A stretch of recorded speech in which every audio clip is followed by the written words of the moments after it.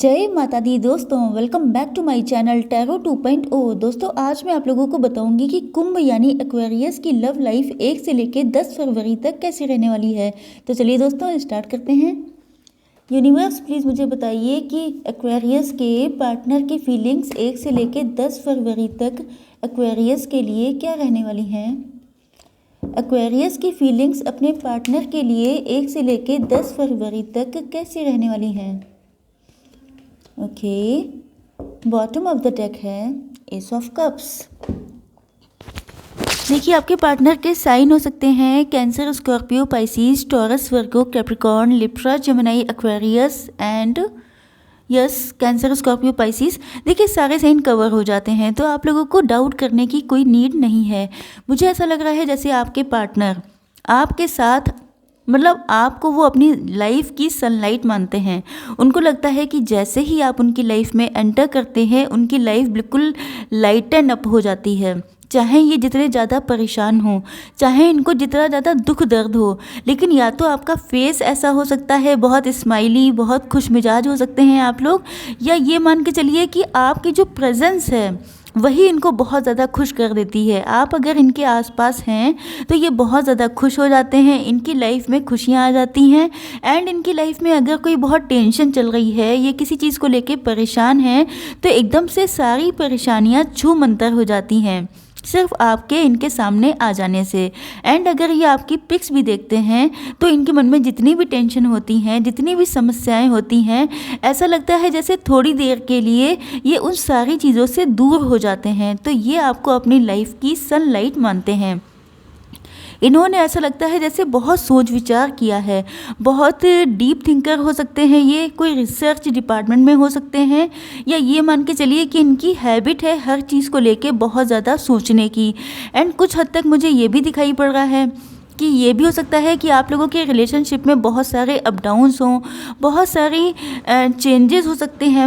हो सकता है आप लोग एक दूसरे से, अगर कोई पर्सन मैरिड है आप में से, तो शायद आप लोगों ने एक दूसरे से दूर जाने की भी कोशिश की हो।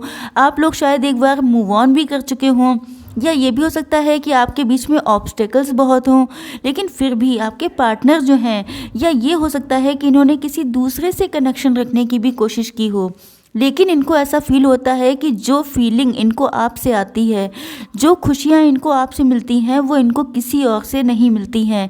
इसके पीछे रीज़न क्या है? आखिर क्यों आप इनके दिलो दिमाग पे इतना ज़्यादा छाए रहते हैं? आखिर क्यों सिर्फ आपकी प्रेजेंस इनके लिए इतना ज़्यादा मैटर करती है? ये सारी चीज़ें ये बहुत ज़्यादा सोचते हैं, बहुत ज़्यादा दिमाग लगाते हैं। एंड ऐसा लगता है जैसे आपकी एंड अपनी रिलेशनशिप को लेकर इन्होंने बहुत तगड़ा सा रिसर्च किया है, जिसके बाद ये अपनी फैमिली में इनको लगता है कि आपको अपनी फैमिली में इंक्लूड करना चाहिए। हो सकता है ये मैरिड हों, या ये भी हो सकता है कि ये मैरिड नहीं भी हो सकते हैं, सिंगल हो सकते हैं, लेकिन ऐसा लगता है जैसे ये जो है अपनी फैमिली में किसी पर्सन से बात कर रहे हैं, कोई ऐसा पर्सन जिनकी सब लोग एडवाइस लेते हैं, जो बहुत इंटेलिजेंट हो सकते हैं, या एटलीस्ट इनकी नज़र में तो बहुत ज़्यादा होशियार हैं। एंड शायद ये इनकी गाइडेंस को, इनकी एडवाइस को बहुत फॉलो करते हैं, तो ये किसी से एडवाइस लेते हुए दिखाई पड़ रहे हैं। एंड इन्होंने अपना मन बना लिया है आपके साथ अपनी लाइफ को कंटिन्यू करने के लिए।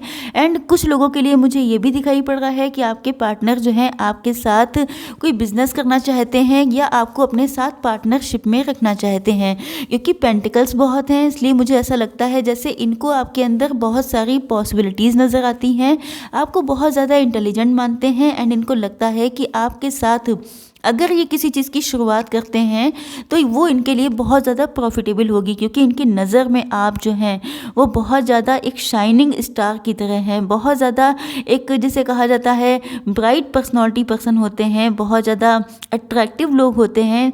तो ये आपसे बहुत ज़्यादा इम्प्रेस भी दिखाई पड़ रहे हैं, लेकिन ऐसा लगता है जैसे आपके सामने जब ये आते हैं तो थोड़ा सा ईगो शो करते हैं, या तो ये आपसे किसी बात को लेकर नाराज़ हैं, या तो ये आपके सामने फेक ईगो शो कर रहे हैं। मुझे ऐसा लगता है कि या तो आपसे ये कभी किसी बात को लेके हर्ट हो चुके हैं, जिसकी वजह से इन्होंने अपने गार्ड्स थोड़े हाई कर रखे हैं।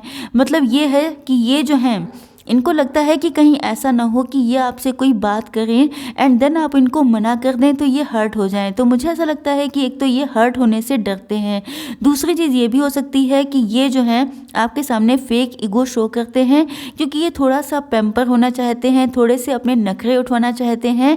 ये बेसिकली शो ये करते हैं कि इनको कोई फ़र्क नहीं पड़ता, इनके मन में कोई असर नहीं होता, आप चाहे इनकी लाइफ में रहें या ना रहें। लेकिन कार्ड्स को देख के आप समझ सकते हैं कि आपकी वैल्यू कितनी ज़्यादा है। तो ये सब शो कर रहे हैं, लेकिन अगर आप इनकी लाइफ से चले गए तो इनका जीना मुश्किल हो जाएगा आपके बिना। ओके, थोड़ी सी इमेच्योर एनर्जी हो जाती है जब आपका मैटर आता है। वैसे ये काफ़ी इंटेलिजेंट होंगे। ओके, चलिए देखते हैं कि आपकी फीलिंग्स क्या रहने वाली हैं अपने पार्टनर के लिए इन 10 दिनों में। देखिए, आपका मन तो कर रहा है, ओ माय गॉड, ऐसा लगता है कि जैसे या तो आप लोग लॉन्ग डिस्टेंस पे हो सकते हैं, या आप लोगों के बीच में फ्रीक्वेंटली ऑन एंड ऑफ होता रहता है, या ये भी हो सकता है कि आप लोगों की कोई जॉब हो सकती है, बिजनेस हो सकता है जिसमें आपको बहुत ज़्यादा बाहर आना जाना पड़ता हो। तो मुझे ऐसा लग रहा है जैसे आप तो बिल्कुल दौड़ते भागते अपने पार्टनर के साथ यूनाइट हो जाना चाहते हैं। मुझे ऐसा लग रहा है कि जैसे आप जो हैं, आपका बस चले तो आप अभी यूँ चुटकियों में उड़ करके अपने पार्टनर के पास पहुंच जाएं एंड इनसे यूनियन कर लें। लेकिन दिक्कत आ जाती है, ये दिक्कत जो होती है यही आप लोगों को यूनियन में नहीं आने देती है। मुझे ऐसा लग रहा है जैसे आप लोग बहुत ज़्यादा इंटेलिजेंट हैं। अब देखिए एक चीज़ कि आपके पार्टनर अलग रिसर्च कर रहे हैं, आप लोग अलग रिसर्च कर रहे हैं, ये सीधे खड़े होकर कर रहे हैं एंड आपका साइज उल्टा हो गया है। मतलब ऐसा लग रहा है जैसे आप लोगों को बहुत ज़्यादा पेन है।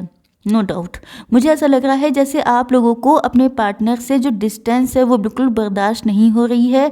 आप लोगों के लिए उनसे दूर रहना किसी पनिशमेंट से कम नहीं है।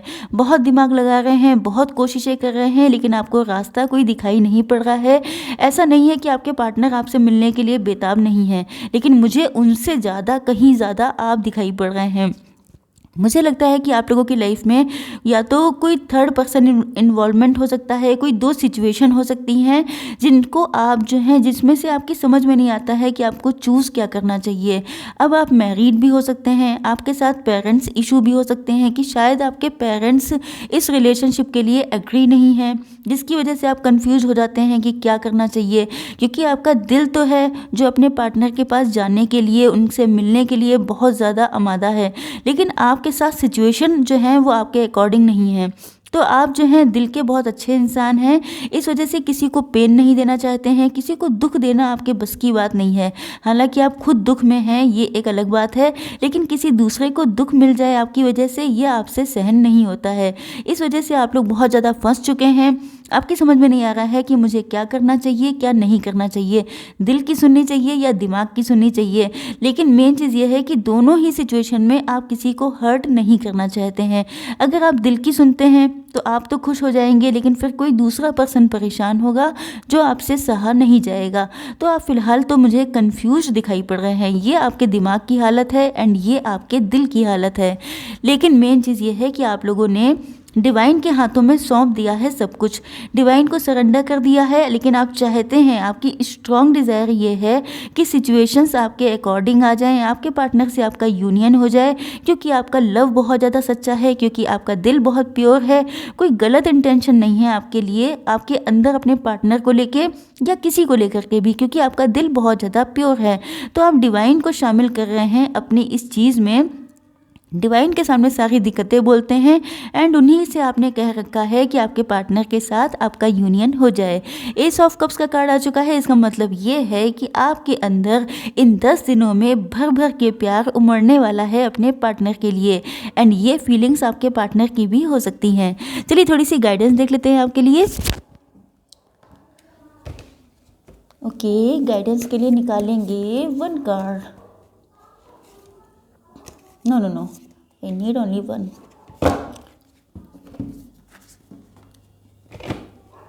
One card from this deck. Okay.